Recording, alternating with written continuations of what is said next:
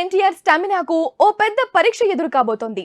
అది కూడా pan Indian movie కావడంతో నిజంగా ఇది పెద్ద పరీక్ష. ఈ పరీక్షలో అతను పాస్ అయితే మాత్రం బాక్స్ ఆఫీస్ కు కొత్త బాద్షాగా మారతాడు. లేదంటే ఇప్పటికే మొదలైన ట్రోల్స్ కు మరోసారి టార్గెట్ అవుతాడు. నిజానికి ఇది చాలా పెద్ద టార్గెట్. రాజమౌళి సపోర్ట్ లేకుండా ఇప్పటి వరకు ఎవ్వరూ ఆ రేంజ్ కు వెళ్ళలేదు. మరి ఎన్టీఆర్ వెళతాడా అంటే ఖచ్చితంగా డౌటే అంటున్నారు చాలా మంది. అయినా ఇది అతని రేంజ్ పై ఉన్న అంచనాలను తెలియజేస్తుంది. ఇంతకీ ఎన్టీఆర్ ముందు ఉన్న టార్గెట్ ఏంటి? ఎందుకంత టఫ్ అవుతుంది? ఆర్ఆర్ఆర్ తర్వాత ఎన్టీఆర్ చేస్తోన్న సినిమా దేవరా.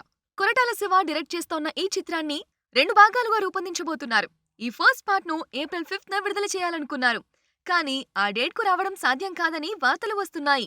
దాదాపు దేవరా సమ్మర్ నుంచి వాయిదా పడినట్టే అని బలంగా వినిపిస్తోంది.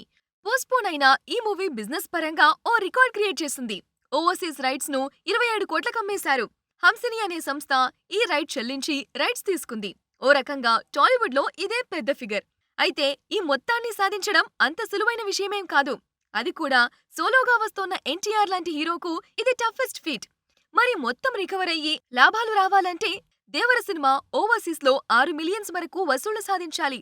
ఇప్పటి వరకు రాజమౌళి, ప్రభాస్ లాంటి వాళ్ళు మాత్రమే ఆ ఫీట్ సాధించారు. ప్రభాస్ కూడా సోలోగా ఏం సాధించలేదు. రాజమౌళితో కలిసి చేసిన బాహుబలి వల్ల సాధ్యమైంది. అయితే ఎన్టీఆర్ దేవరాలో బలమైన కంటెంట్ ఉండి అది ఓవర్సీస్ ఆడియన్స్ కు రీచ్ అయ్యే అవకాశం ఉంటే ఆలోచించవచ్చు. బట్ ఇప్పటికి కొందరు చెబుతున్న దాన్ని బట్టి చూస్తే ఎన్టీఆర్ ఇమేజ్ వైపు నుంచి కొన్ని మైనస్ పాయింట్స్ ఉన్నాయి. దేవరా సినిమా కొరటాల ఆచార్యవంత డిజాస్టర్ తర్వాత చేస్తున్నది కావడంతో అంచనాలు భారీగా ఉన్నాయి అని చెప్పుకోవడానికి లేదు అనేదే చాలా మంది అభిప్రాయం. రీసెంట్ గా వచ్చిన గ్లిమ్స్ లో ఎలివేషన్ తప్ప ఏం లేదు అనేవాళ్లు లేకపోలేదు. RRR తో ఎన్టీఆర్ ప్రపంచవ్యాప్తంగా ఉన్న ప్రేక్షకులను మెప్పించాడు. అంతవరకు ఓకే.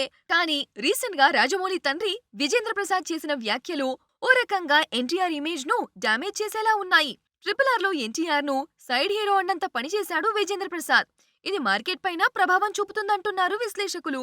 ఇక మరో ఇంపార్టెంట్ విశేషం ఏంటంటే ఒకప్పటిలా ఎన్టీఆర్ ను నందమూరి ఫ్యాన్స్ ఓన్ చేసుకోవడం లేదు.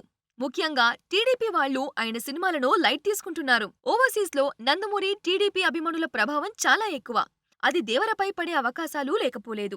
సో దేవరకు కనీసం పెట్టుబడి రావాలన్నా $5.5 మిలియన్ వసూలు చేయాలి. ఎలా చూసినా ఇది చాలా పెద్ద భారం. మరి టార్గెట్ ను కానీ ఎన్టీఆర్ ఛేదిస్తే అతన్ని మించిన పోటుగాడు టాలీవుడ్ లోనే ఉండడు.